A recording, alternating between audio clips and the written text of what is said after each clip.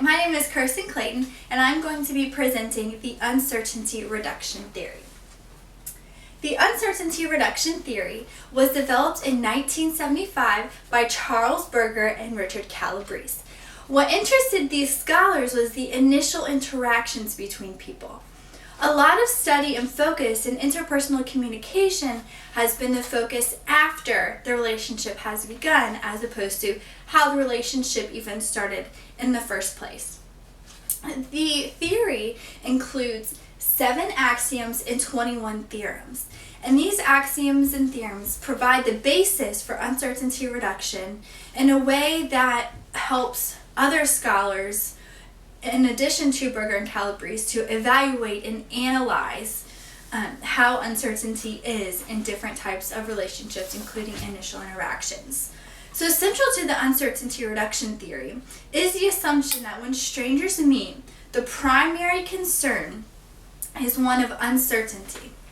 Reduction or increasing predictability about the behavior of both themselves and others in the interaction.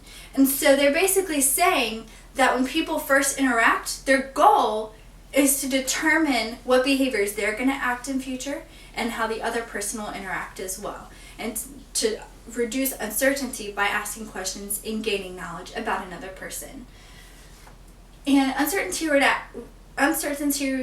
reduction is very significant in initial interactions, because when you're first meeting someone, you want to learn about them, and so you do your best to try to reduce that uncertainty that you have about them. And so an example of this is in Axiom 3, which states that high levels of uncertainty cause increase in information-seeking behavior, and as uncertainty levels decline, information behavior decreases. And so with this, an example is when a new employee comes to work, you don't know anything about them. And so you don't know if they like sarcastic behavior conversations. And so what you'll do is you'll ask questions when you first meet them, or you'll make a sarcastic comment to maybe see how they react to that. And if you ask a question, they say they don't like sarcastic behavior, then you know that you won't use that in a future interaction with them. And then also, if you make a sarcastic comment and they laugh with you, or they, get mad at you, then you kind of know where they feel about that sarcastic comment. And so your uncertainty about how they feel about that is reduced, because now you know. So now you don't have to ask more questions about that. So that's kind of what an example of this is in Axiom 3. And so within the initial interactions, Berger and Calabrese defined 3 stages: the entry phase, the personal phase, and the exit phase. So in the entry phase, we don't know anything about each other. You're just kind of talking, and you're communicating based on what you know. And so you say thank you, you say hi, how are you, because those are communication norms.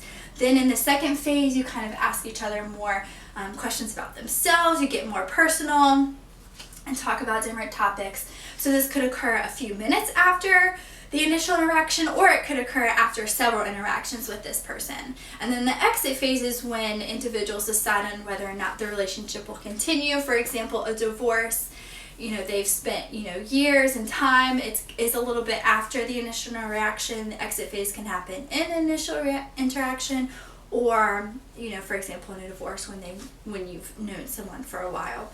And so researchers have continued this uncertainty reduction research process. We'll go ahead and first start with Gudi Kunz, who researched initial intercultural encounters. And so he was interested in studying the initial interactions between people from different cultures. And so he found, during his research, he found support for the Berger and Calabrese's Axiom 6, which states that similarities between persons reduce uncertainty, while dissimilarities produce increase in uncertainty. And so when he did his study, he took different people from different cultures and put them in conversations with each other, and then he found that dissimilarities do produce an increase in uncertainty. And then we'll go ahead and move on to Leon Kolbach and Denise Solomon.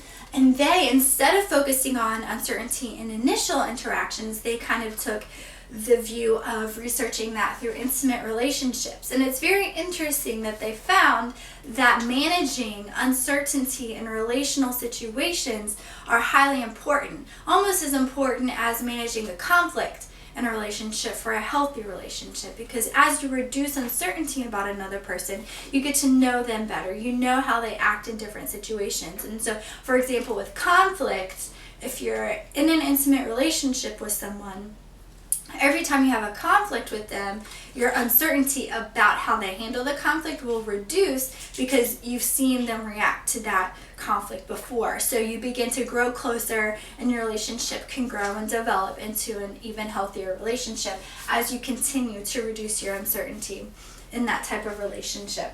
And then in 1991, William Douglas researched uncertainty reduction and the personality differences that are involved in this. And so he defined, for his purpose of research, he defined global uncertainty as actors who are uncertain about acquaintanceship in general. So he found that individuals who were high in global uncertainty, they walked away from initial interactions, and they didn't want to have a part in initial interactions because they viewed it in a negative way, and they didn't find it satisfying. And so this also led to these types of individuals, they developed less satisfying long-term relationships. So how this affects uncertainty reduction is that if a person is scared of initial interaction or walks away from it and finds it negative, what they'll do is they won't begin any relationships, or they won't be able to have any long-term relationships because they won't even start that initial interaction. And so it's also interesting that William Douglas brought this idea to uncertainty reduction theory because it shows that personality types do affect uncertainty reduction in certain situations. And then also Douglas did research in 2, 4, and 6 minute conversations. He evaluated strangers who were in conversation with another, and he kind of evaluated how they interacted with one another and what they did. And so what he found was that the question asking and uncertainty reduction tactics decreased while self-disclosure increased over time throughout the conversation. And so during the initial interaction, self-disclosure was likely to occur if the person anticipated reciprocation from the other person. And so it's interesting that he brings this as an interesting view, an extension of certainty reduction, because it almost views it as an interaction. And so if I ask you questions and I know that you're going to ask me questions back, I'm more likely to self-disclose information about myself because of that interaction and that reciprocated response I'm going to get. And so he viewed uncertainty reduction in the process of an interaction process between two individuals. And so then uncertainty reduction is also viewed in social media, which is very important in today's society because social media is a very important aspect of society today. And so the researchers developed 3 Facebooks, one with low self-exposure, one with moderate self-exposure, and then one with high self-disclosure. And then they researched and they selected different people to view Facebook. So one group of people viewed the low self-exposure, the second group of people viewed the moderate self-disclosure, and then the third group of people viewed the Facebook page with high self-disclosure. So low had just a Facebook picture, and then the second one had mutual friends shown, and it was on public, and then there were also and the second one, there were more photos. And the third one, there was a lot of photos and a lot of friends. And so they found that the more self-disclosure on Facebook, the more likely another can determine behavior. And then so some strengths was that it does analyze initial interaction as opposed to after a relationship had started, and it provides a strong basis for the evaluation within the 7 axioms and 21 theorems, a strong basis. And then the researchers can also easily test the theory.